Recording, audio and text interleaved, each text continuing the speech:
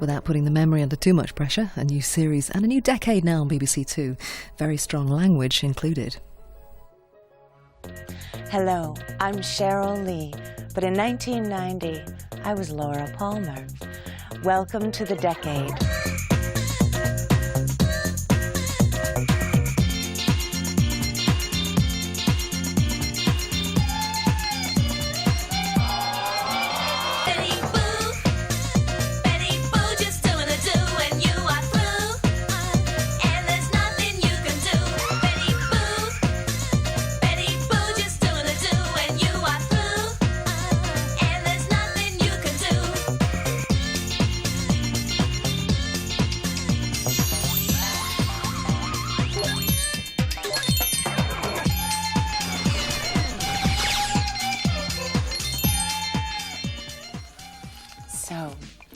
We were kids in the 70s, teenagers in the 80s, and we weren't about to grow up in the 90s. Music, TV, film, and fame. It was the decade when we wanted it all, and we were going to get it. So here it is, 10 years in 10 weeks, 10 shows of the best things in life from the 90s. And we begin in 1990, a very special year for me, and a great year for you.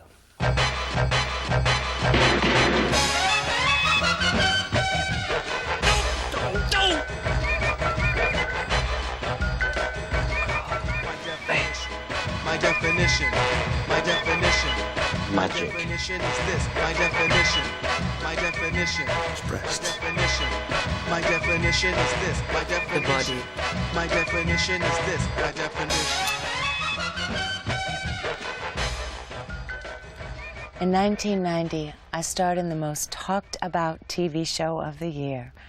There was a log and a lady, cherry pie, and a damn fine cup of coffee. Oh, and a dancing dwarf that talked backwards. My role called for blue lips and no clothes.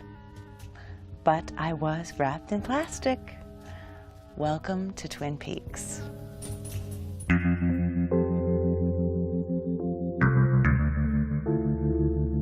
Twin Peaks was the best thing I'd ever seen on TV. It was just so incredibly different to anything else that had come before it.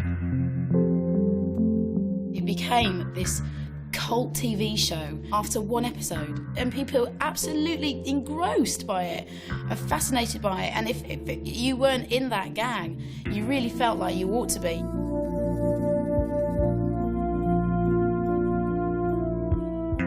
It was the perversion of suburbia, normality gone sour. I was addicted to it. You knew that there was spooky business afoot because the music was just so darn scary.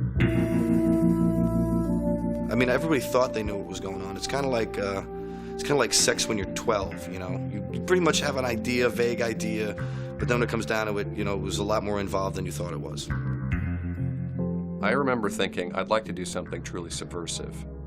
I felt I wanted to go back to a kind of Peyton Place, 50s style, simple small-town values with, you know, a seamy underbelly. The initial response was totally unexpected. It landed like a hydrogen bomb on pop culture in America. It was like being strapped to the tip of a rocket. It was such a success from right out of the gate. It seemed to really spark conversation. I was never like the biggest David Lynch fan, so when it first came on, I thought, oh, it's going to be a load of hype. But I really liked it. You know, all sort of strange, quite atmospheric. I thought it was brilliant. I can't for the life of me remember what happened. Morning, Pete. Harry. She's dead. Wrapped in plastic. Laura, what's her name? Laura got killed. Was it who killed Laura Palmer? Was that her name?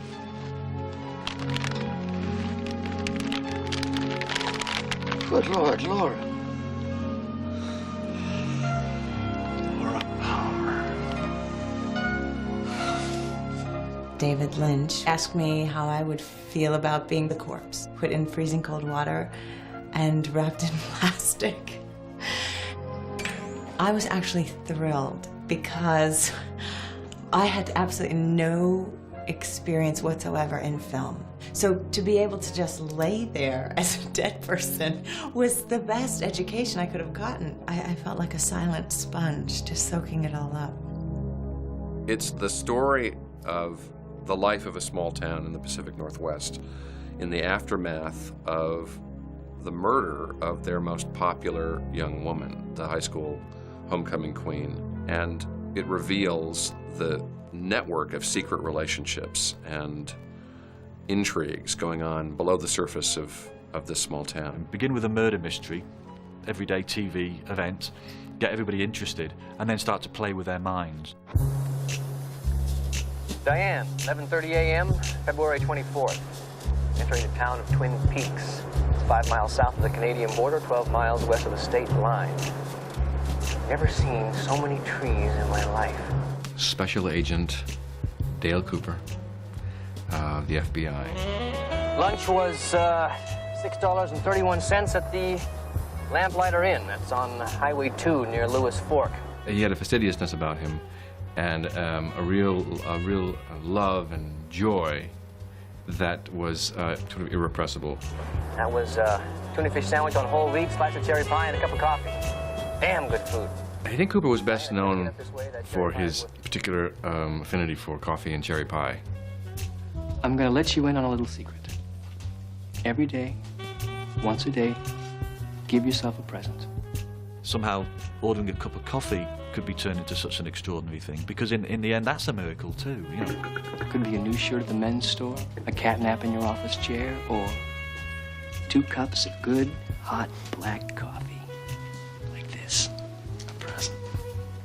Like Christmas. That great kind of puppy dog enthusiasm he had was so original and so appealing. Man, that is the spot. Now, he's my idea of a bit of boy crumpet, I must say. I like that. I like that kind of the buttoned up to the collar nerd. Everybody on Twin Peaks was shaggable. Everybody. Even the woman with one eye and the eye patch who was mad for the curtain. I remember Sherilyn Fenn. Who was she in it? Who cares? And I'll have the grapefruit juice. Just as long as those grapefruits are freshly squeezed. Audrey Horne. My name's Audrey Horne. Federal Bureau of Investigation, Special Agent Dale Cooper. Audrey Horne, lovely Audrey Horne. And she was a little, you know, sex kitten. I mean, she was really something. Sherilyn Fenn, oh my gosh, she had this great, sultry, young Elizabeth Taylor look. The beauty mark, the pouting lips, the ample cleavage, the wasp waist. I mean, she was just luscious. Just wanted to squeeze her. She was spectacular.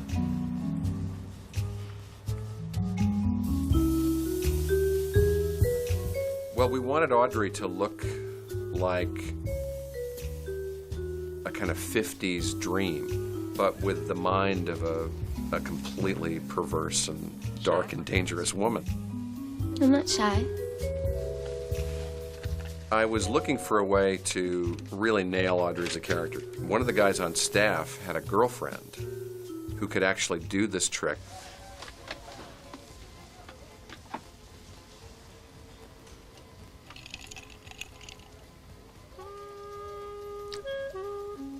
Can she touch her nose with her tongue?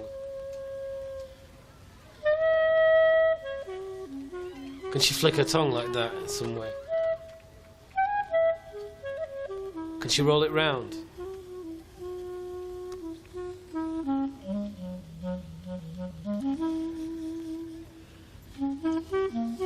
You mean she tied a cherry stalk into a knot? Yes.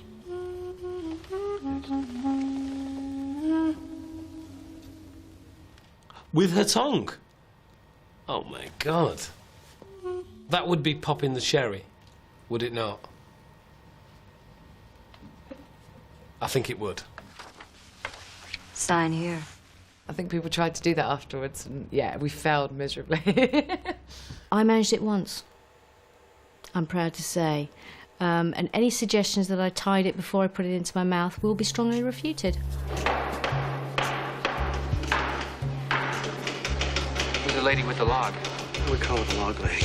The log lady became a kind of popular character, possibly because of the ponderosa pine. I have to give credit where credit's due. Log lady. Right. Hi. So suddenly, you're in a world where a woman has a pet log. Don't laugh, because it's not funny. Can I ask her about her log? Many have. Oh my gosh, the log lady! The way she cuddled that piece of bark. Reminds me of my mother. Yeah. For your information, I heard you speaking about Laura Palmer. Yes? One day, my log will have something to say about this. You could see the log lady going on to be in Dallas or Dynasty, or going into the, the Bold and the Beautiful.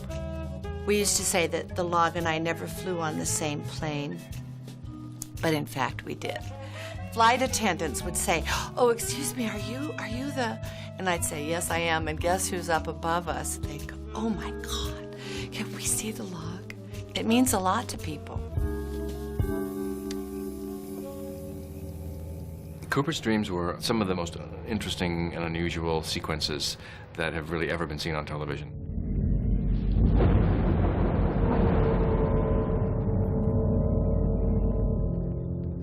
Those dreams that always involved dead Laura Palmer and Agent Cooper sitting in the middle of it, trying to work out what it all meant.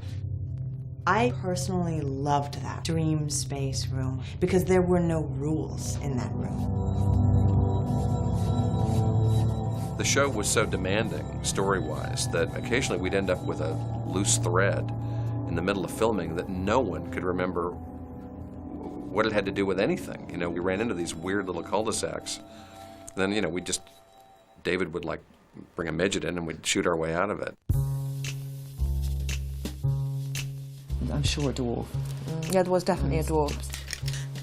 Midget that danced backwards.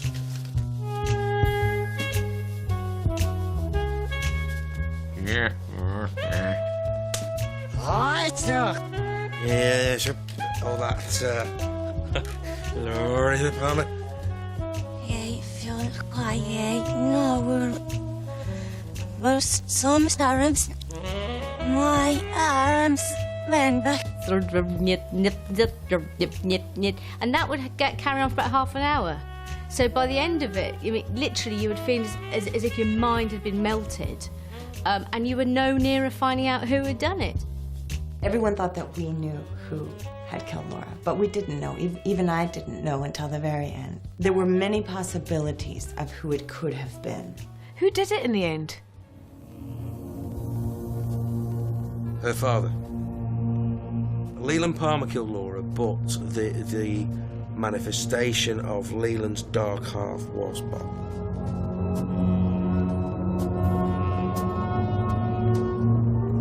When I get grey hair, I think if I keep it long and I gotta go, I look like Bob. I promise I will kill again. I think we were able to succeed and break all the rules because we never set out to obey any of them. There was a feeling of kind of getting away with something that was pretty delightful.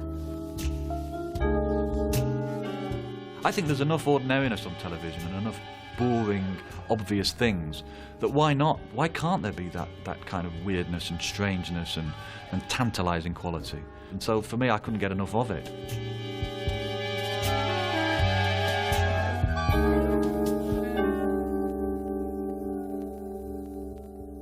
Hip-hop had always been serious business.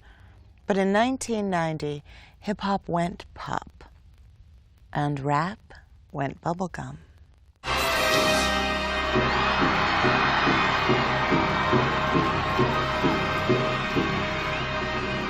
Stop. Hammer time. touch this. Can't touch this. MC Hammer was massive for about a month. Music hits me so hard, makes me say, oh my Lord. I came up with You Can't Touch This. I was sitting on an airplane and I was humming a Rick James bass line, doom, doo, doo, doom, doo, doom. And the next thing you know, you can't touch this. Yeah, and I just said, hey, that'll be the hook, and I'll just keep coming back to. Touch this. Yo, let me bust the funky lyrics. You can't touch this. And I always used to think, well, how the hell could you touch it when it's got all that fabric in front of it? And would you want to touch it anyway?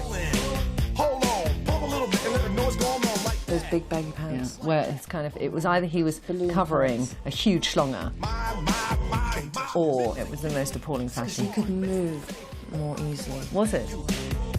When you're dancing, the baggy pants actually capture the wind, and so all your movements are accentuated by having the nice loose-fitting pants.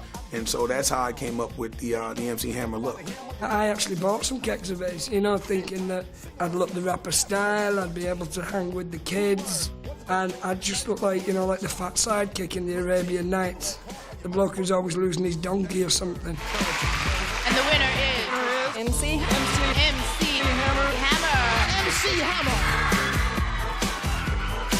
Break it down. Nobody could touch MC Hammer at dancing. I went to see Hammer live. He had you going. You stood up and you danced when he did his thing. MC Hammer became incredibly over the top instantly. I just remember huge routines that filled with, you know, more people on stage than there were in an audience. To me, he was like a minstrel. I didn't really understand what happened. He just kept dancing his little dance all the way up into Pepsi. Hammer! In 1990, I got into merchandising, everything from a Hammer doll to animation. I probably entered into 3 or 4 different spin-offs. I knew what it took to carve out my place and my niche in this business. And I'm very intelligent, so I knew branding was very necessary. Rob.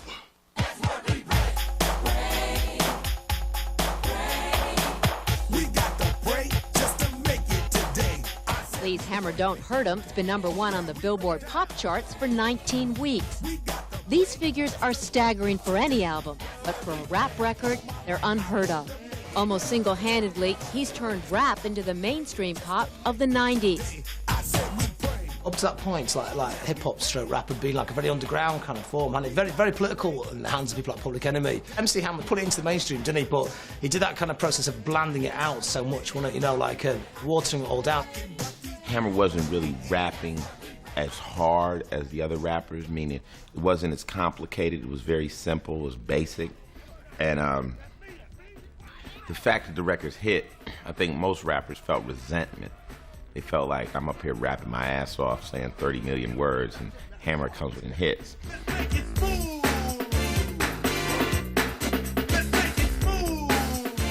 What was bad about it is very simple lyrics. When you're into hip-hop, you appreciate the subtlety of good lyrics, original rhyming, beats that are actually got a nice, unique sound to them. And you get MC Hammer going, I'm the best at dancing, I'm quite good at prancing. That was crap. My music is music.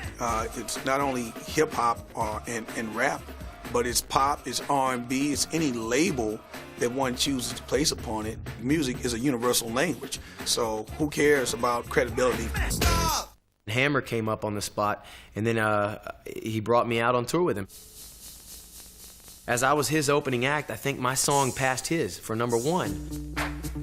The Ice Ice Baby song? Yeah, everybody knows that song. Dum dum dum dum dum dum. Ice Ice Baby. It was and is still a great pop single, a great floor filler.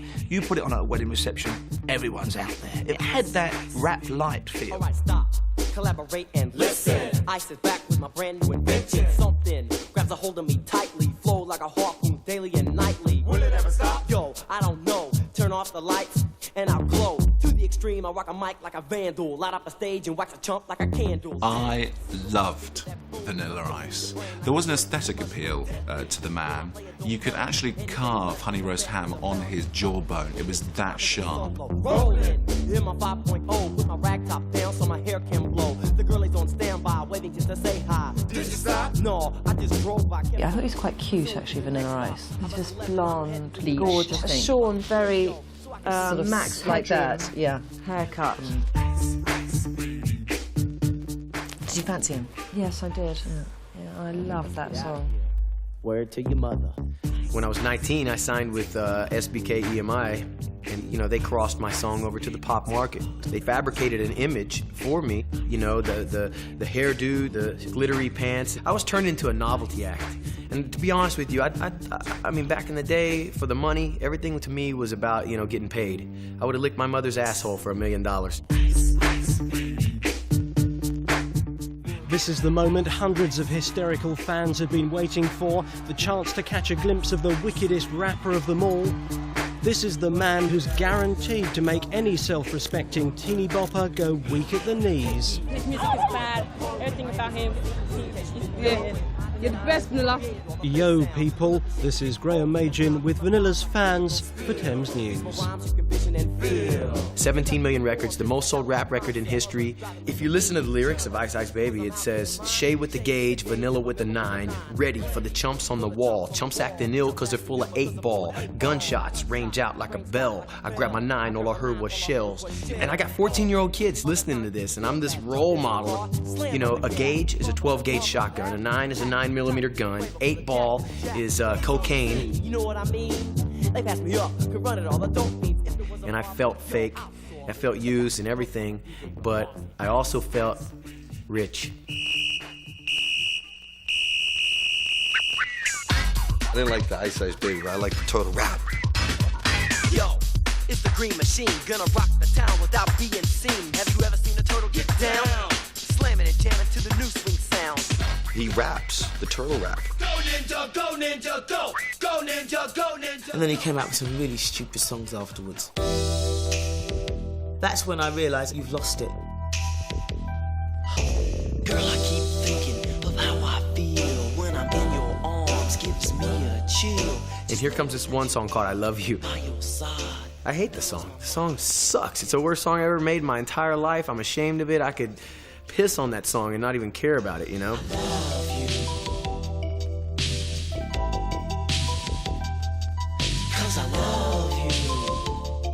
In hip-hop, if you come off as a fake, people can't get into your groove. And I think that was a mistake he made. And it cost him dearly in the game because nobody likes that. I feel sorry for people like Vanilla Ice. You know, one single isn't a career. He'll always be celebrated as a one-hit wonder, which is kind of sad, really.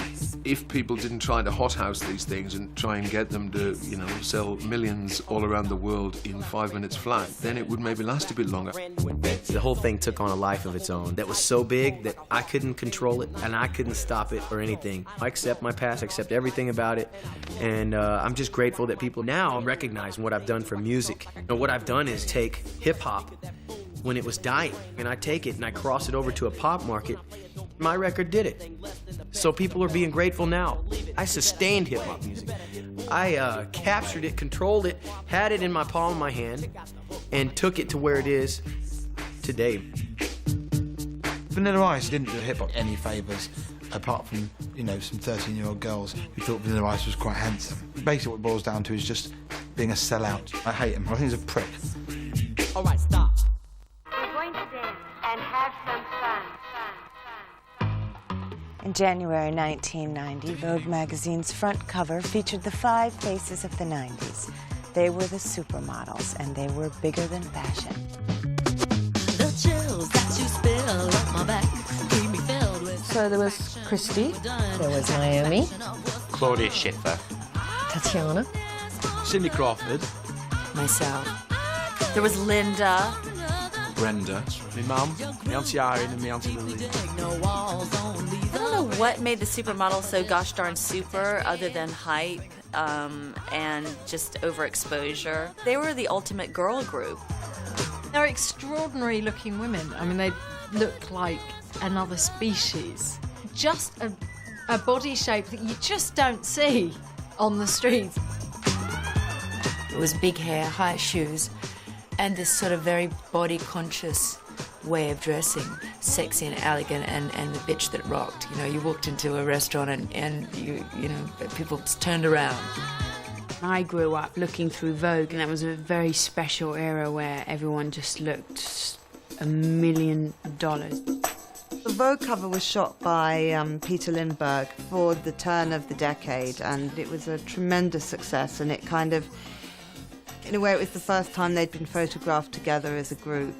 When they heard there are 5 girls on the cover, then it started already, yeah, who are the other 4? I don't like Cindy, I don't want to be with Naomi, this kind of stuff. And then at the end, we just told them to shut up, no, and get to get their bodies there. But there was kind of a magic atmosphere around them in a way. These super Amazons banding together, that's just such an irresistible notion. And of course the irresistibility of it all was summed up in George Michael's video, where he gathered them all together.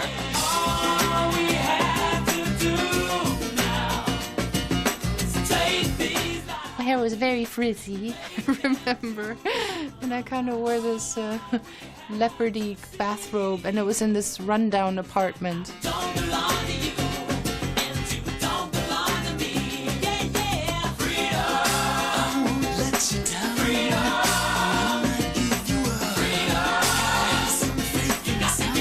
I don't know how you gather a whole clutch of supermodels together. I don't know if you kind of go, here's super with a Marlboro or something and a Diet Pepsi.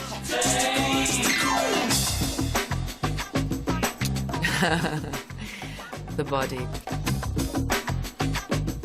I did launch a legal case against Phil McPherson because I was known as the body as well at school. You know, people say to me, I can't believe, you know, how have you coped with being called the body? Well, you know what? Inside the body is a brain. I just laugh. All the way to the bank. If you had a Linda Evangelista or one of the supermodels in your show, you would get all the big journalists, you would get the big editors for the big magazines coming along, and you were guaranteed to get a front page, almost, in at least one, if not more, newspapers the next day. And it was so worth it, so worth the money to have them in your show. Who was it? Linda Evangelista never got out of bed for less than $10,000. Was that it? Blimey. You get bed sores that way, though, waiting around for people to drop money on you. I would anyway. The shows became bigger and bigger, and the whole circus became entertainment in a way that it never had done before.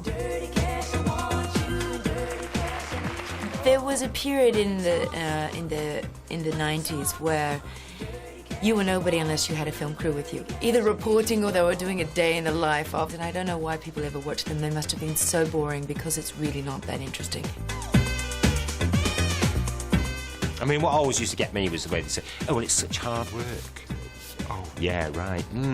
Such hard work. Well, you know, you have to fly to Milan, and then you've got to get changed and go.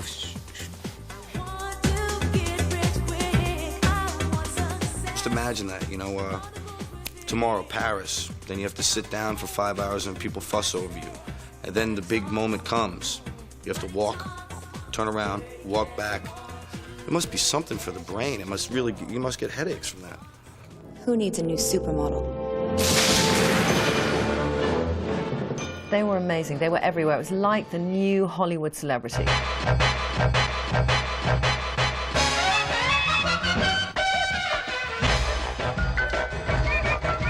People really wanted glamour. I think people were just starved for that. You know, if actresses didn't look very glamorous, the girls on the covers of the magazine got into some sort of celebrity. The 80s, Hollywood ruled. But I think in the 90s, it's really the fashion industry and the world of modeling that has really captured the interests and hearts of people around the world. Later on, they opened a fashion cafe.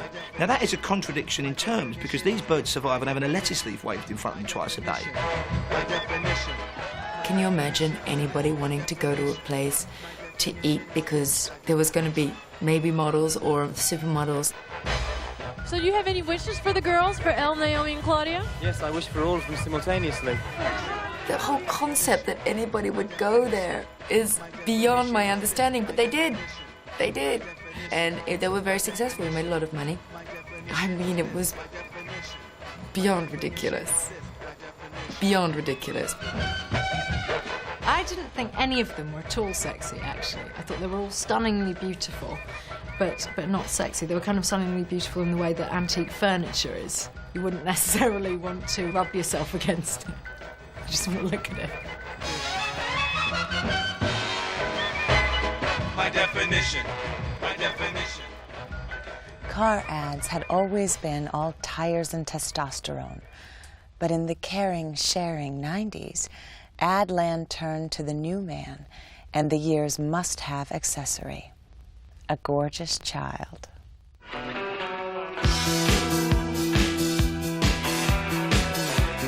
The 80s was the decade of selling the car as the penis extension, the stud symbol.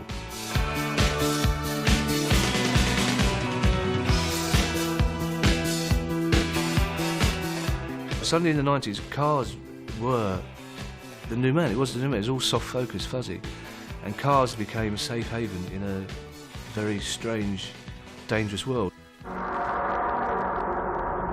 Pray that your sins are forgiven. You, are you ready for the judgment day? You, is your life decent? Is your life pure? Now it's the 1990s, let's create a new man. It's a really simple advert. Dad and his daughter, and they're wandering through the streets of New York. Them that's got shall have. With a child, you can really hold the attention of an audience much more than you can with the greatest actor. And I found this kid who I thought was, had the most amazing kind of look. I was only 3. It doesn't seem like it was me that did it. But God bless the child. When I first saw it, I was shocked that it was my daughter. And the way he'd captured her, it was just incredible. We shot and shot and shot, and I was hoping to get these very kind of spontaneous moments where the unpredictability of a child really comes through. There were little bits of magic that she would just all of a sudden become, a bit precocious, get a bit bored, kick her leg up in the air. That was like saying, I've had enough. And that's such an endearing little shot. But she's actually saying, Mummy, I've had enough, I've had enough. The response from the general public was amazing. She was turned into the Volkswagen girl. There were posters of her. There were postcards of her. Everybody recognised Charlotte on the streets as that girl from the ad. And they always used to come over and say, oh, are you the little girl from the advert? People just used to gaze at her. People felt like they could come up and touch her. That was quite scary. I think that ad affected advertising. It broke the rules. They don't come no more. It was a new type of filming. It was on the hoof. It was filmed in black and white. Yes, the song gets more upper man. You watch a commercial, whether you like it or not, because it's thrust upon you. It's very rude of a car manufacturer when someone's relaxing at home to bother them with this shit. If one does make a commercial, it should be there to entertain, and that's what really the best advertising is. It's entertainment and a logo at the end of it. That's got his own. Any ma or pa would be happy to say, my boy is going to be a lawyer or a doctor. So you have to feel sorry for Henry Hill's parents, because all Henry ever wanted to be was a gangster. Still, he got his own movie. The mob masterpiece Goodfellas told his life story and was the film of 1990.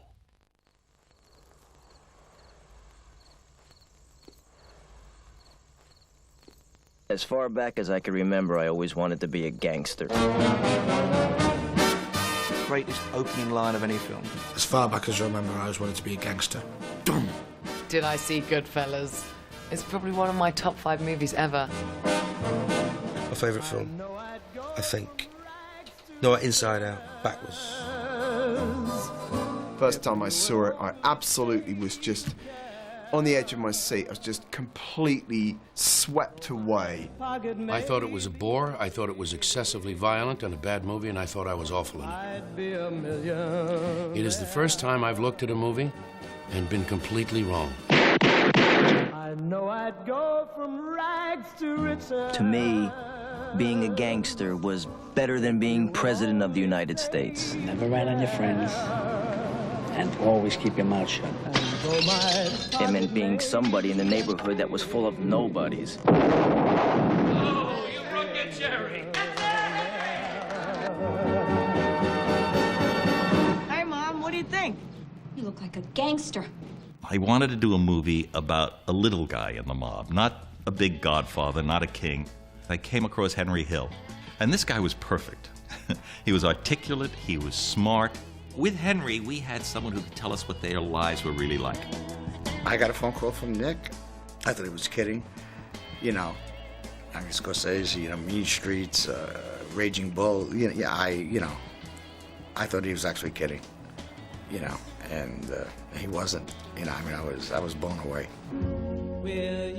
By the time I grew up, there was $30 billion a year in cargo moving through Idlewild Airport, and believe me, we tried to steal every bit of it.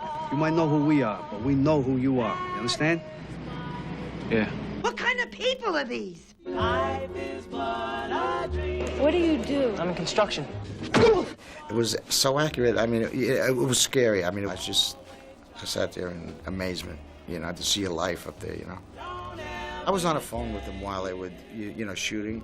I didn't coach Joe Pesci too much. I coached De Niro, and I speak to him 5 times before we would do a shot. And, you know, the first week or 2 working with him, you know, I thought the guy was crazy. Yeah, I mean, because, you know, the things he would ask me, the questions he would pull out of me, you know, how Jimmy would hold his shot glass, and, you know, what kind of a face he would make, how he would hold his fingers when he smoked a cigarette. You know, the beginning, I said, what the fuck, is this guy a nut? You know, I mean, that's what I said to myself. But, you know, seeing the finished product, I mean, it was amazing. You know, he caught him. What is really glorious about Goodfellas is believable characters, compelling characters. Joe Pesci, you're just riveted by them. I think everyone's favourite scene is funny. I amuse you. What's so funny about me? Come on, he's a big boy now, Anthony. Go look after himself. Funny how? I mean, what's funny about it? Tommy, no, you got it all wrong. Oh, Anthony. He's a big boy. He knows what he said. What'd you say? When I amuse you, I'm a funny guy, I'm a little clown. Oh, you think I'm funny? I think I'm funny. You think I'm funny, like a clown? You're right. Funny how? What? Just, you know, you're funny. You mean, well, let me understand this, because you know, maybe it's me, I'm a little fucked up, maybe. But I'm funny how? I mean, funny like I'm a clown, I amuse you? Everyone quotes that scene to us, and of course, that's the only scene in the movie we didn't write. We had a scene where they were in that restaurant, in the Bamboo Lounge, but not that scene. Joe Pesci, who is another street guy, I mean, he knows that world. He goes over and whispers to Marty, I saw something the other night. I think we can use it here. Joe starts the scene, and Ray Liotta didn't know what he was doing because you're off script. I make you laugh? I'm here to fucking amuse you? What do you mean funny? Funny how? How am I funny? No, just, you know how you tell a story. What? No, I don't know. You said it. How do I know? You said I'm funny. How the fuck am I funny? What the fuck is so funny about me? Tell me. Tell me what's funny.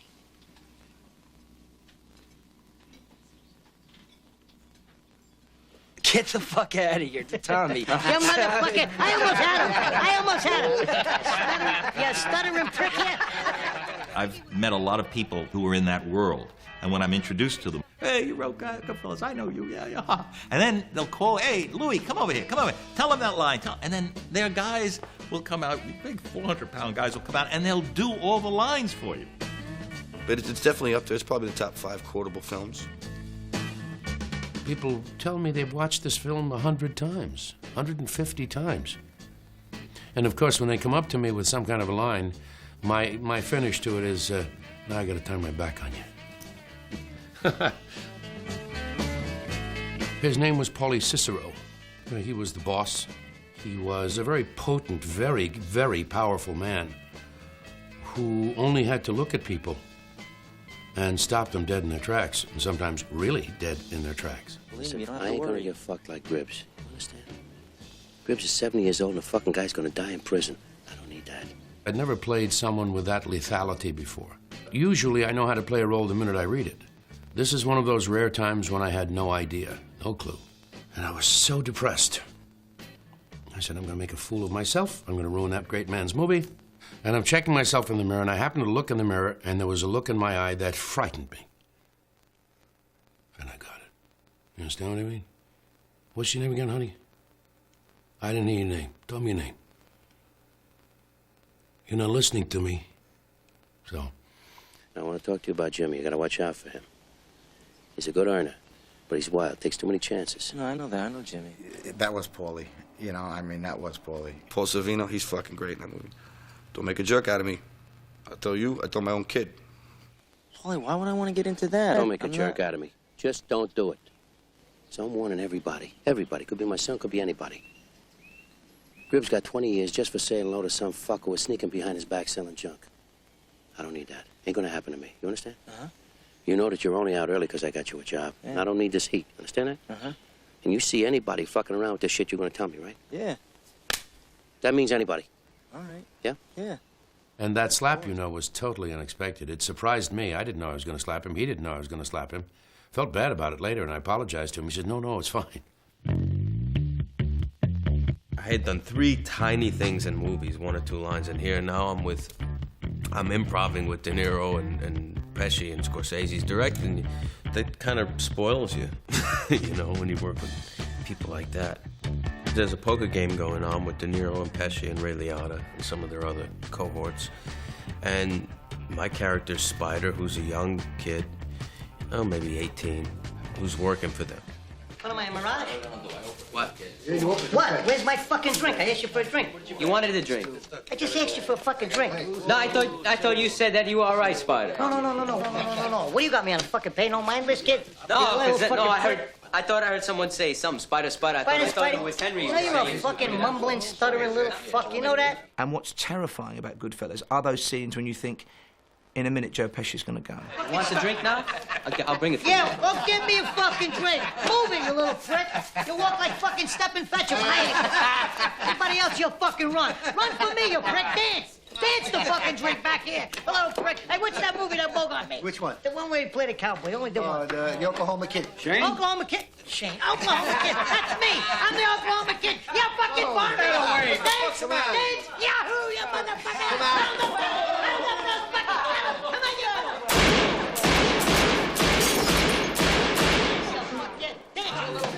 Now he's moving. When he gets shot, it's such a shock. It's a real shock. I was a bit frightened. I was like looking over my shoulder when I got out, in case I was going to get whacked, you know. I didn't see them glamorize that movie too much. You know, it was what it was. You know, and that's the way that life was. It wasn't pretty. Here's an arm. Very funny, guys. Here's a leg. Here's a wing. What do you like, the leg or the wing, Henry? I snuck into the theaters a couple of times and seen it. The audience got up and clapped. They didn't know who was sitting next to them. I never seen anybody clap in a movie before. You know, it just blew me away. Today, I don't miss any part of that life. Not at all. I live a different way today. I try to do the right thing.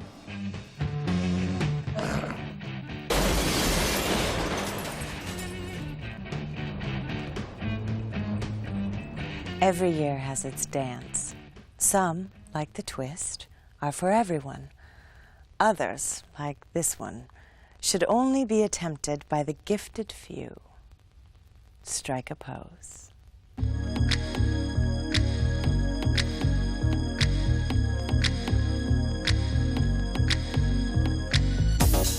Strike a pose.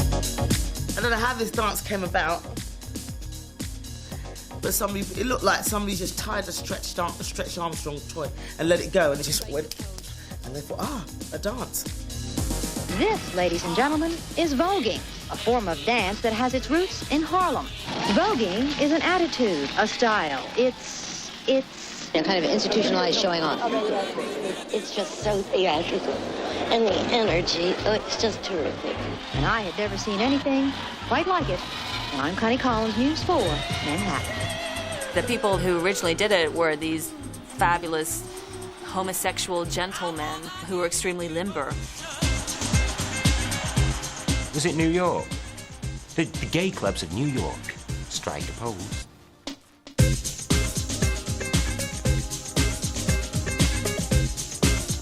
In the beginning, it was just for the drag queens. It was mainly really just about a pose. And then you walk a step and then a pose. Later on, the butch queens started voguing. It became walk, pose, pose. And then as the years go on, it's pose, pose, pose.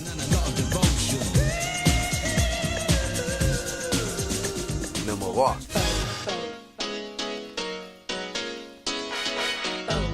I didn't even know that it was a proper dance. I thought it was just something that Madonna did.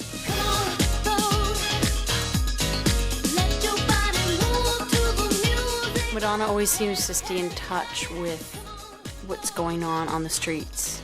She seems to pick up on things before they go, so big, and that's kind of her job. She makes it go mainstream. Well, Madonna asked us to choreograph Vogue and be in the video, so of course, we're up all night. Biting our nails off, Madonna came out with this record and suddenly it became all fashionable, and then you've got a load of blokes, Sharons and Tracys in Essex going, Vogue! It's Vogue! Woo! I often find if I need to dance in a situation at a wedding or whatever, to Vogue is the way to go. I do actually. I think it's suspiciously Marcel Marceau, but enough to make you feel that you're going to get by if you haven't got the natural rhythm in your hips. Never did it because I'm not that bloody daft. But voguing was a big thing. I remember the words, ladies with an attitude, fellas that are. We're in the mood.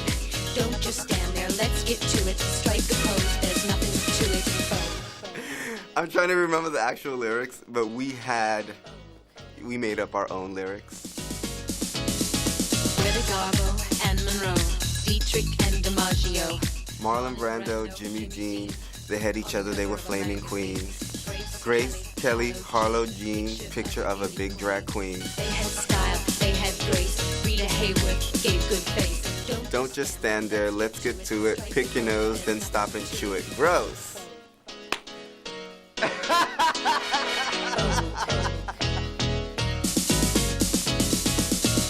A lot of people say to me, do some voguing for me. I mean, so many people come up and say that. And I just remember one move where you had to, go across your head.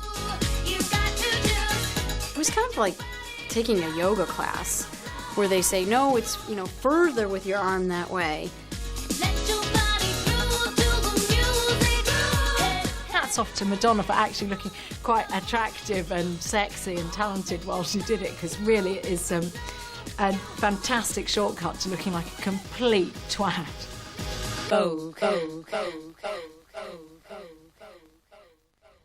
Take a bunch of plasticine zoo animals and get them to talk about the weather and what's for dinner.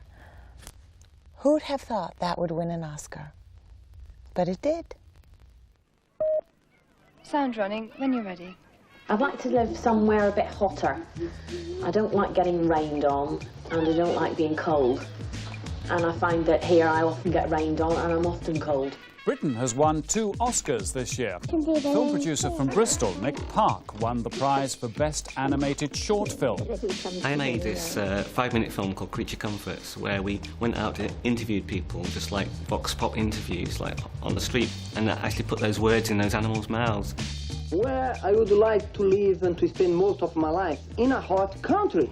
In a hot country that I have a good weather, and that I have space, that I have trees.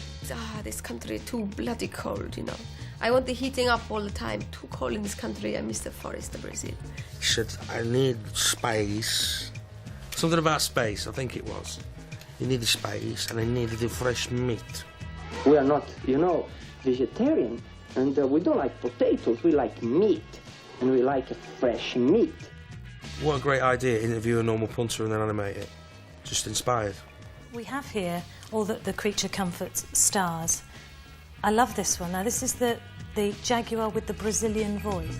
I was just astounded by just how popular Creature Comforts was. I suddenly started getting letters from people, who just found it really funny. And we were inundated with ideas for advertising campaigns using the same idea.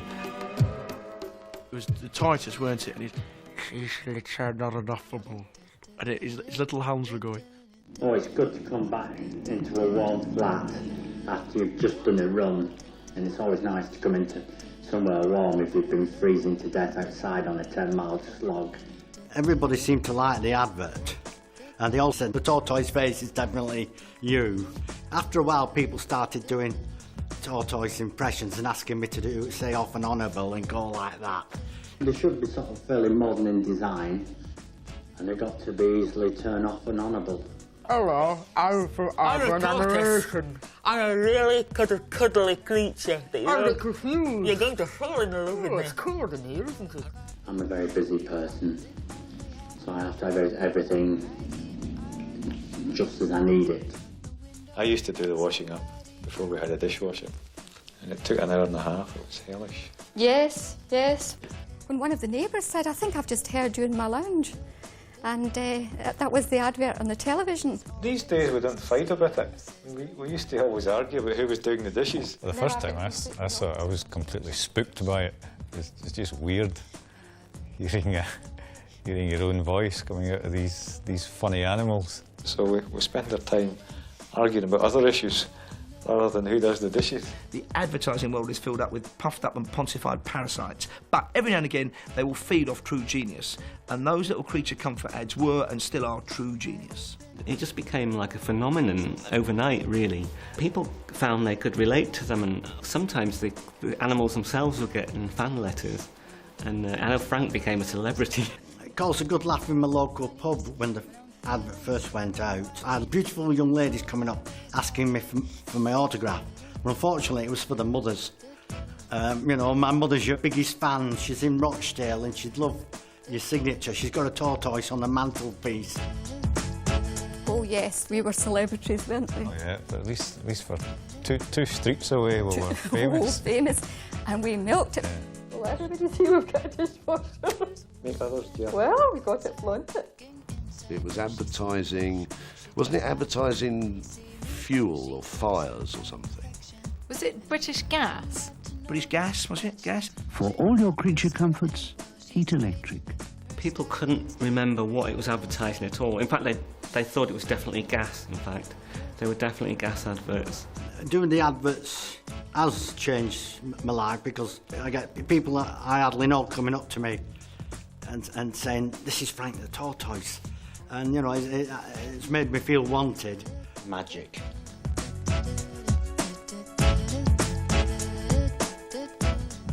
For years, football meant hooligans, not heroes. Then the game got a miracle. The World Cup Italia 90. High drama, tears, and a football song that went to #1. Are you ready?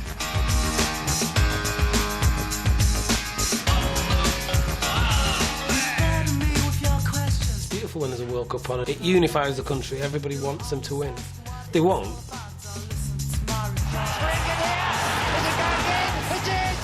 And usually you watch the World Cup like it's a chore, didn't you? And England always get knocked out really early, and it's, if they're even in the finals. So Italia 99 comes on. And England has a really good run. Even people who weren't interested in football were completely captivated by it, weren't they? Mark Wright, the scorer. When the World Cup started, there was the usual deep intake of breath from most people. Gradually, as the tournament went on, we became good, and suddenly the whole nation got behind this team, and everybody wanted them to win. And there was this incredible sense of expectation.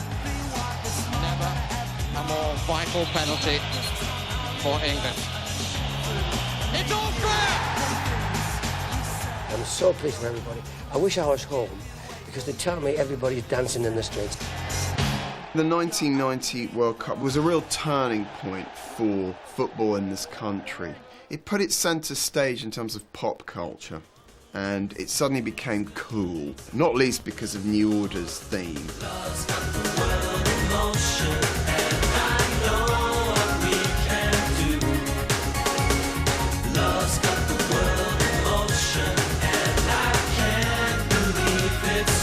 World Emotion is the best football song ever written. They actually got a cool group to come in and do a football song.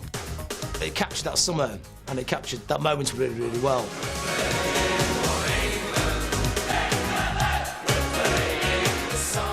the only #1 New Order ever heard. I wrote. That always pisses him off. This was the first tune that combined that rave culture with football. That was why the song's so successful. It really did reflect both cultures very well. Yob and artist. John Barnes' performance in the middle of the song was not as good as his performance in the middle of the pitch, I think we can say. Performance wasn't particularly good at all. By the time we tooled some knobs in the recording studio, it sounds half decent. I wish that they had something to do in football whereby, you know, when you play, they could actually tool a few knobs and then, you know, you look better than you actually are.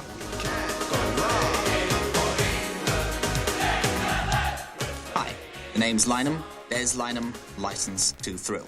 World Cup 90 started the cult of Des. Good evening. 2 matches tonight, after which we'll be halfway through this World Cup.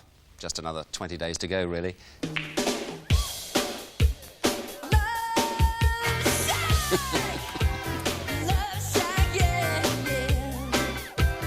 Des Lynam, the thinking woman's crumpet, the Ladmeister, the stud muffin, elegantly coiffed, a trimmed moustache, probably reeking of Aramis or something sauvage, poor man. I can perform great smelling. Des became a kind of ironic postmodern god somehow. I can do dryness. He's got a smooth quality about him. Bobby Robson, of course, after 8 years in charge of England, it's the final chapter. I can see the erotic appeal of Des Lynam, without a doubt, because he's just got that stillness that you appreciate must contrast greatly with how he is in the bedroom. He's the only heterosexual bloke I've ever seen who could get away with a moustache like that. I couldn't grow one if I wanted to, but that's the only thing that's naff about Des Lynam. Well, I hope that included all your own personal favourite moments. Now it's time for something else. Sport, presumably. This, of course, is the most momentous day for English football since July the 30th, 1966, and it's estimated that more than half the entire population of the country will be watching tonight's semi-final against West Germany. We're all set. This is the one that matters, and your match commentator, John Motson. Significantly or not, since the 1966 World Cup final, England have won only 2 out of 10 against West Germany. And it's been deflected, and it's in the net! With a quarter of an hour gone in the second half of the semi-final, England are a goal down. The whole drama of it, I think, transcended it being something that was initially football and just became irresistible as a televisual excitement. Outside the Germans, and they're in trouble. Alcantara couldn't do it. And some of the characters started to become more and more sort of well-known, starting obviously with Gascoigne. Here's Gascoigne. Good run. Can he squeeze it back even yet? He can. Wobble. Gaz was so good in that World Cup. He was so good that he only ever would pass me the ball if he knew I had no alternative but to give it him straight back. This is Gascoigne. They're trying to stay onside. It's Gascoigne again. Bremer. Gazza played like an Englishman hadn't played for 20 years. He was magnificent. He restored a lot of pride to the whole concept of supporting England. Everybody in the country must be feeling. And it all came to a head in the semi-final when he was booked.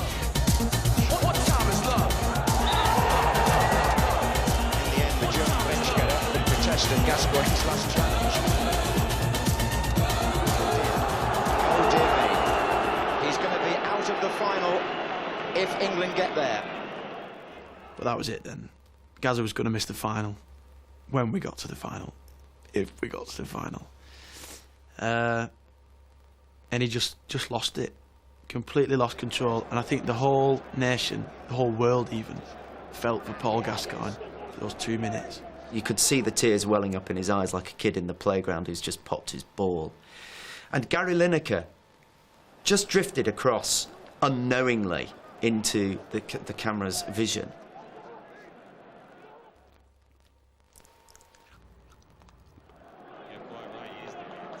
The question I get asked more than anything else is the bit when I pointed and who was I talking to and what was I saying. I just turned to Bobby Robson and said, just keep an eye on him, you know, have a word with him. He's basically lost the plot. I think, actually, Gary Lineker, if you look at it very closely, mouth soft bastard, but it came out more as sort of watching Bobby, I think. I think that's how history's been rewritten. I knew the second he cried, I thought that is going to be huge. That is going to be a massive image. We're going to see that forever.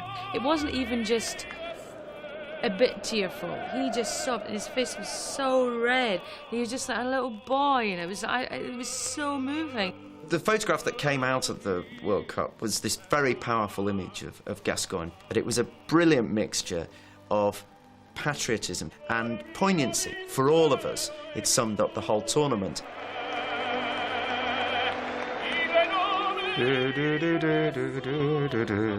Makes you feel sick though, because it always makes you think of the Germans winning on penalties. Would you want to be Chris Waddle now, or even Stuart Pearce? And England are out of the World Cup. West Germany are through to the final on penalty kicks. We think it's all over, and it is now.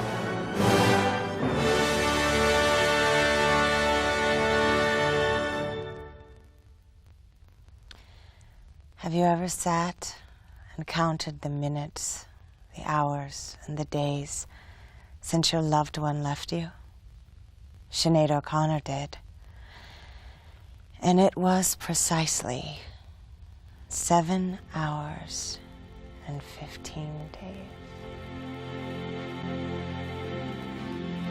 It's been 7 hours and 15 days since you took your love away.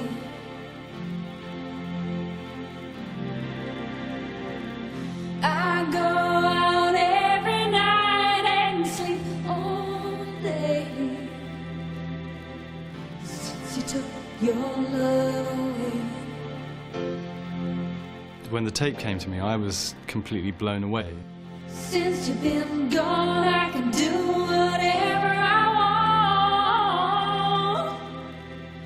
I can see who. Whenever Sinead sings, something does stir inside you. You know, the hairs stand up on the back of your neck. I can eat my dinner in a fancy restaurant, but nothing, I said nothing can take away this blue. The way she sang it was like so awesome. You could tell she really, really believed in it. Compares, nothing compares to you. I just remember how totally, completely and utterly beautiful she was, with her huge eyes and just kind of that shorn head. Like a bird without a song. Everyone talks about the video when they talk about the song, and videos are usually really soulless and entertaining eye candy, but rarely do you see real emotion, and she was just singing very simply to the camera, and it was all in the eyes.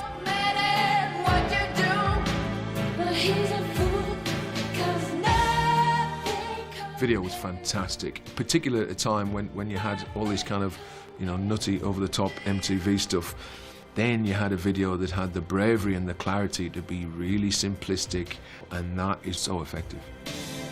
All the flowers that you planted, Mama. I actually deliberately set up a situation. I put together an all-female crew just to try and create a different kind of atmosphere on the set, just so that it was sensitive to the emotion of the song and to Sinead in a way.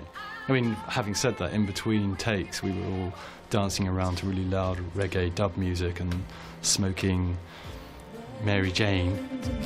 Lyrically, it's astounding. It's heavy with emotion. She sings Nothing Compares to You, and as she's singing it, she drops a tear. Nothing compares to you. The video's really powerful because she cries, and it's their genuine tears. Nothing compares to you. We did 13 complete run-throughs of the whole song, and I think Sinead cried in 7 of those 13 takes. She should have had an amazing career as an actor too, because she is a brilliant, brilliant actor, and that performance is a combination of real emotion and a kind of an acting performance. I just hate seeing women cry, though. I'm always like, I didn't mean to, you know. I'm usually talking back to the screen. I'm sorry. I should have called. You're right.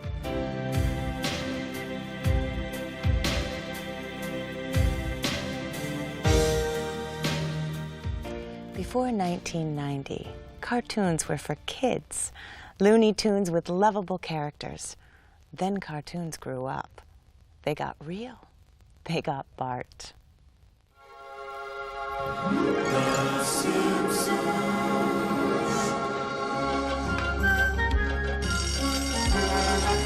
I would say it's one of the greatest moneymakers in the history of entertainment.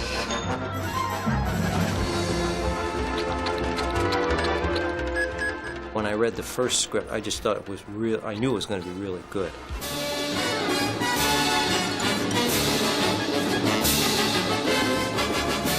Of course, it's Homer. Chair goes round, chair goes round. And Grandpa Simpson.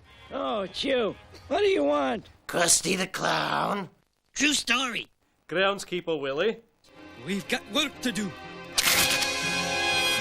Barney Gumbo. You should always drink to enhance your social skills. It was incredibly witty. I mean, it was really witty, and it had a particular point of view that was not anything I had ever seen on television.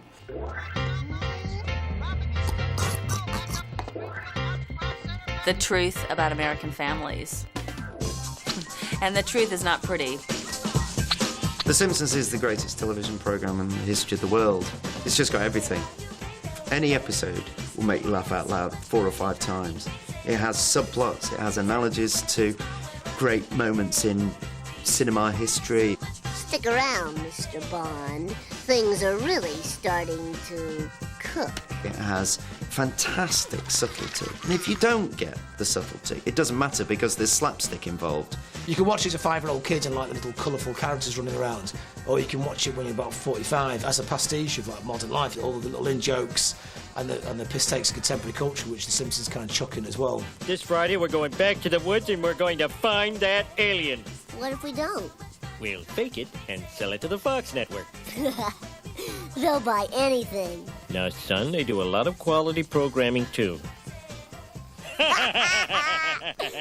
Initially, the public really responded to Bart, I think because he's an anti-hero, and a lot of the early episodes featured Bart. I'm the kid that made delinquency and art.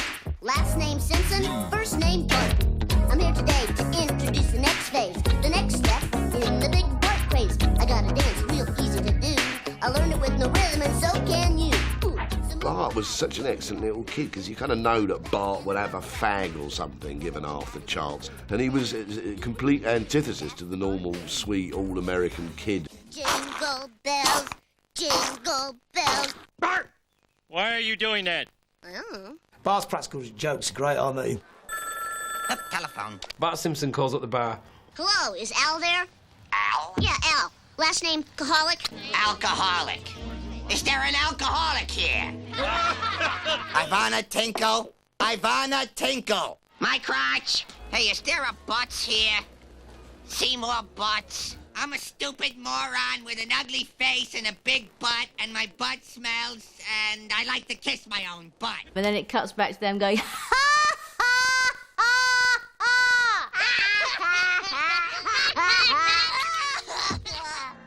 she's just perfect, isn't it? Ay, caramba! Caramba, ay caramba, that's it. Eat my shorts. Oh, eat my shorts. Actually, they're really annoying, aren't they? Come on, Mom. You look very intelligent, dear. No way. Well, I think it's a fantastic hairstyle. I think, well, no, there's no other way a gentleman should have his hair. Everyone seemed to find Bart a hero, except, maybe President Bush. We are going to keep on trying to strengthen the American family to make American families a lot more like the Waltons and a lot less like the Simpsons. Huh? We're just like the Waltons. We're praying for an end to the Depression, too. You're not allowed to say any of the things that The Simpsons says on a regular TV show. in America. What's the matter, Mo? Business is slow. People today are healthier and drinking less. You know, if it wasn't for the junior high school next door, no one would even use the cigarette machine. And they get away with murder. Only because they're cartoons. Increased job satisfaction and family togetherness are poison for a purveyor of mind-numbing intoxicants like myself. Can I get a beer? Oh, yeah, sure. It's subversive, but not enough so that it's not banned from the airwaves, and that by the time you realize what it's doing to you, it's too late.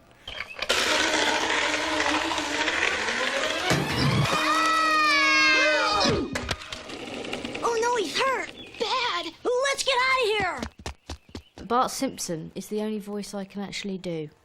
I can do an impression of him, if you would like me to. Well, you're damned if you do, and you're damned if you don't. Ay, caramba! Next. People walking around pretending they can do the voices. Annoying. People in supermarkets shouting dough. Dough! They do a lot of that. I hear a lot of that. And, hey, what do you think? Hello, I'm Homer Simpson. You know. I go, oh, that's good. I go, that's good. And either if it's really good, and I get worried, and if it's bad, then I just pretend it. I pretend that it's good and secretly happy that no one else can do it. In the early days, The Simpsons was criticised for being this dysfunctional family, and it was going to bring down society. But Homer's proved them wrong now because he's still around, and his family haven't split up. They've stayed with him, and I think he's in love with Marge as much as he's ever been.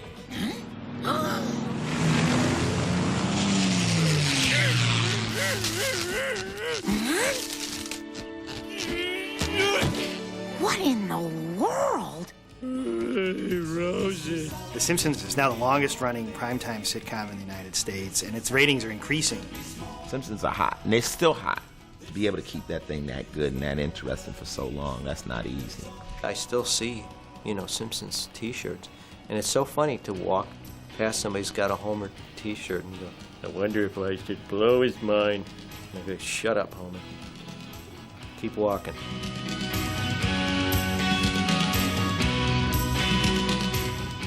In 1990, all you needed was a keyboard and a drum machine, and anyone, anywhere could come up with a killer track and get to #1. Staying there was the problem. Just ask Adamski.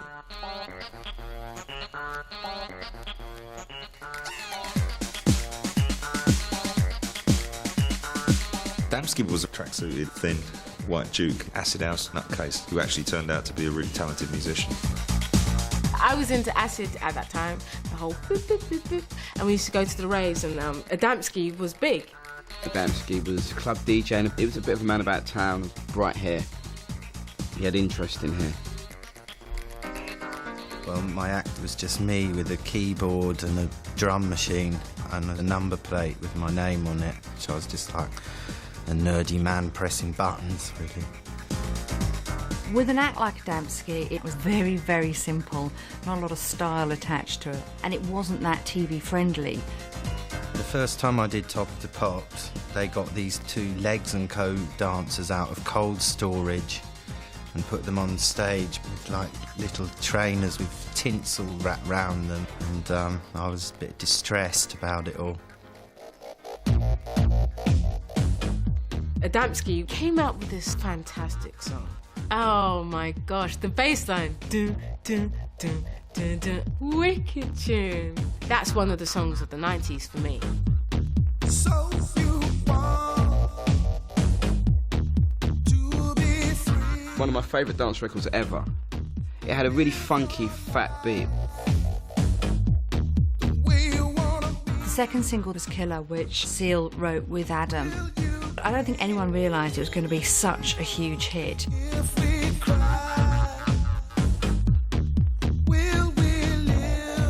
It's a classic all-time pop record. It just blew everyone away. I think I took about 15 minutes to put all the music together.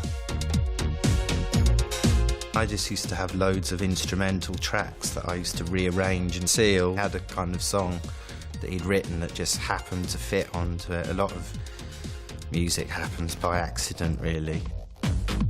You know, I believe in serendipity and synchronicity and like esoteric, funny things.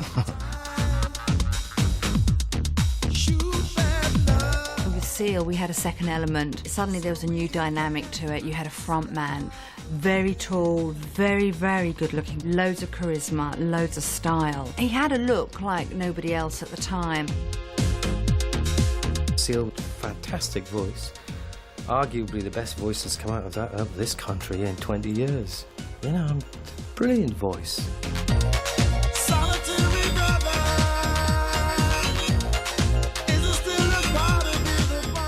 It just made Seal a star straight away, because everyone was like, who's the guy? As I used to walk down the street with him, people would stop and stare. I mean, the women adored him. He had a great body, and he used to wear these like leotard tops, so you saw all his muscles. He was always on show, and these very, very tight leather trousers. He looked gorgeous. Everyone used to speculate about how he got these scars, and then someone said to me, oh, he had African tribal scars and he tried to burn them off, and there's all different things, but I still don't know why he has them. Does anybody know? The press department said they were tribal markings when he was younger. It sounds more cool to say they're tribal marks. They're whatever you want them to be, you know, they're just sort of there on my face, doing their own thing. To this day, I presume they're acne or something like that. We never really got to the bottom of it, but tribal markings, that was the line, I think, at the time. And there's a big hoo-ha, wasn't there? Seal and Adamski. Have they got together now? Are they a band together now, or what? There was a bit of a political situation going on because we released the single and Seal's name wasn't even mentioned. That's when the friction started. It was all record company politics. They all got a bit embarrassing, really. And people used to call Seal Adamski, and he used to get pissed off, and, you know, it all went a bit funny. And then they split after that. They didn't do any more after that, did they? Adamski didn't really go into much more, but Seal launched a massive career around the world, didn't he? But we're never gonna survive. The first track that I did with Seal was the track Crazy. We get a little crazy. Seal's a really unusual songwriter, like a poetic writer.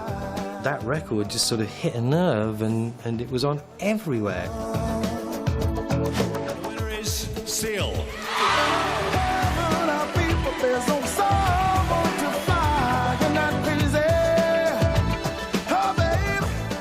Backstage trying to think of something to say because I was so embarrassed, you know, picking up 3 awards in 1 year. Thank you very much, man. Seal's a star, you know. He's one of those types, which I don't think I was.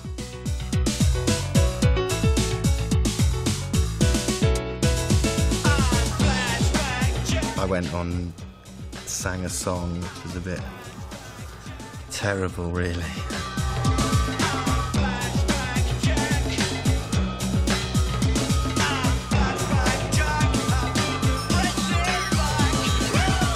I kind of borrowed a bit off the Shake and Vac advert, that when you do the Shake and Vac and put the freshness back. I was having a laugh, really. I'm Flashback Jack, I put the freshness back. Now, Adam and Smash Hits, it wasn't something that really went together well. Put it this way, it wasn't the best performance in the world, or perhaps it was, actually. It was certainly the most talking point. Enjoy and destroy our party boy. He decided to wreck all his equipment. Very rock and roll. I think I hit my keyboard. It just wasn't very spectacular. I broke 1 key. Felt like a bit of a twat. Thank you very much. Now I live in Italy. I make music in the countryside, taking it easy, eating, buying shoes. Funny old world, really.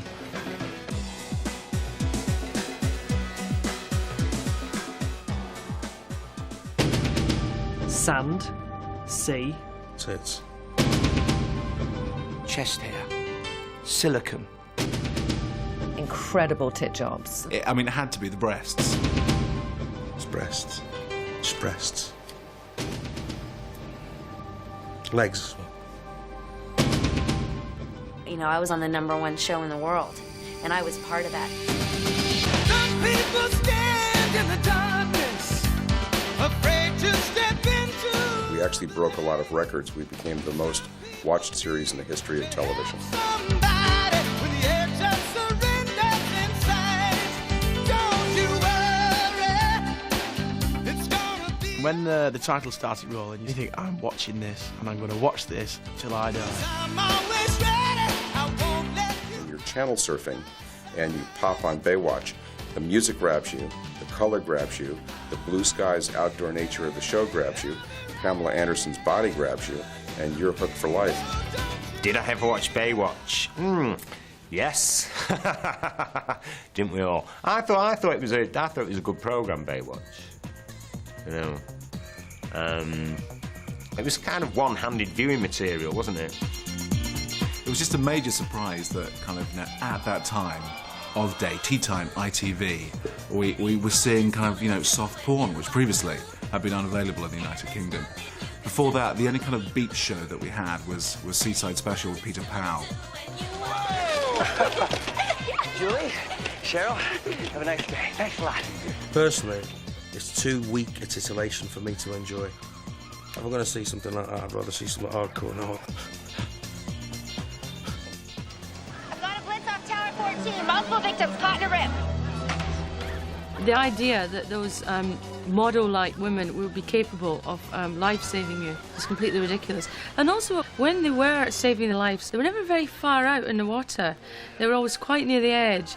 Somebody sort of floundering around, and they just go in, a little bit of a run, few strokes of front crawl, and the person was up, given the float thing, and then they were saved. Okay. Yes, lots of the rescues were close to shore so that they could shoot it from the beach. I think that the waves moving kind of added a little bit of a turbulence to it. And I think that maybe they thought you wouldn't be able to tell that it was so close to shore. You can tell, can't you?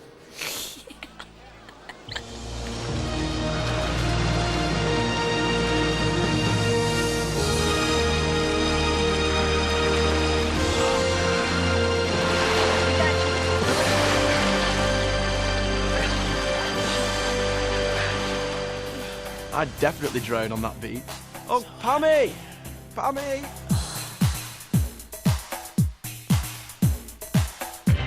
One of those extras who's getting CPR, they must have gone like that. To Pamela Anderson, I would. Surely. Like, no, not Dave. Please, not Dave. Not Dave and his speedos. No, I don't want him to rescue me.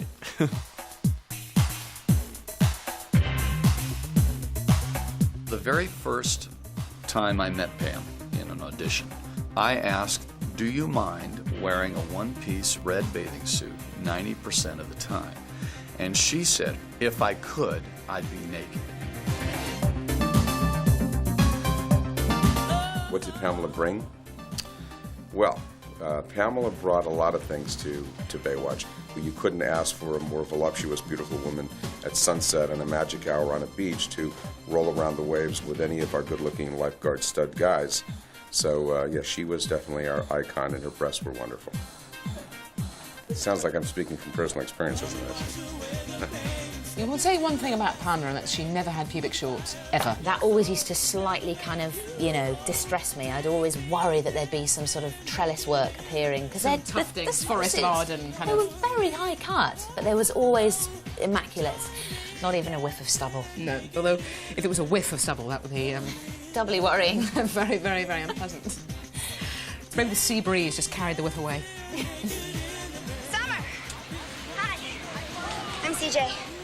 I had always been really happy with my body. And I sort of got on that show, and I would put my bathing suit on, and I was like, oh, you know, there's nothing there. Hey! Let them trample each other. It's hard to stand next to Pamela Anderson in a bathing suit. I looked at her and I thought, oh, I can't compete with that.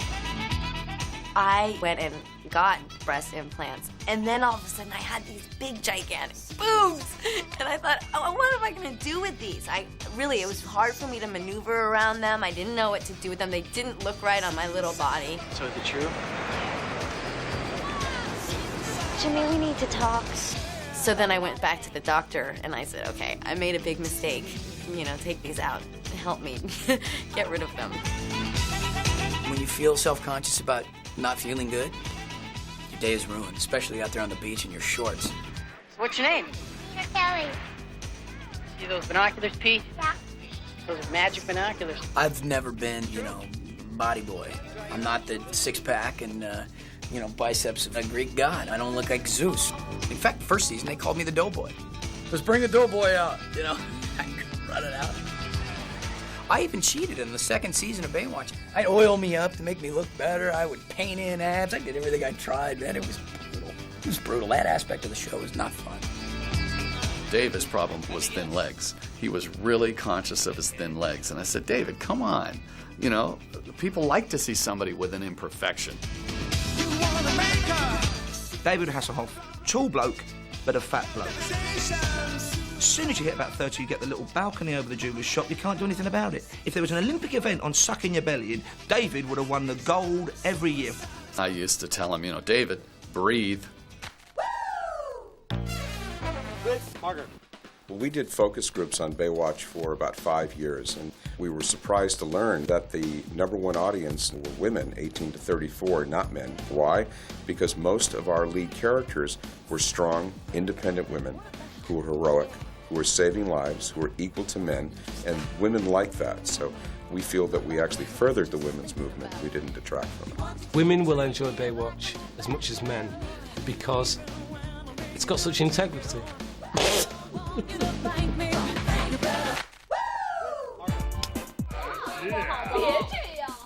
At this studio in Shenyang, China, Baywatch is being dubbed in Mandarin. At its height, we were running in 144 countries, in 23 different languages to a viewing audience of 1 billion people every week around the world. Yeah.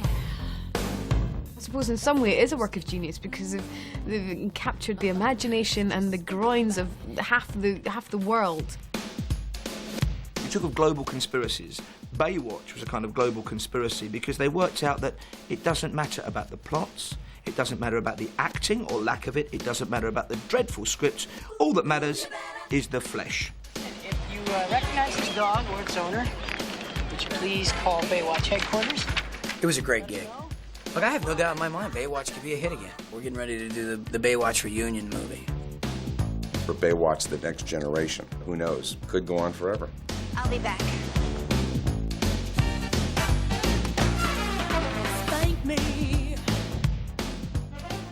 So that was our 1990. We had fun, didn't we? Damn fine year. See ya.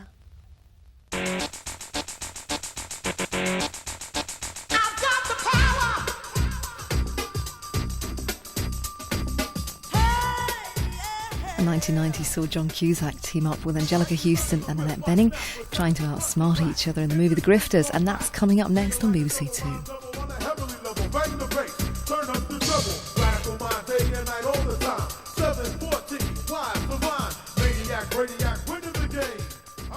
Next week, guess what? It's 1991.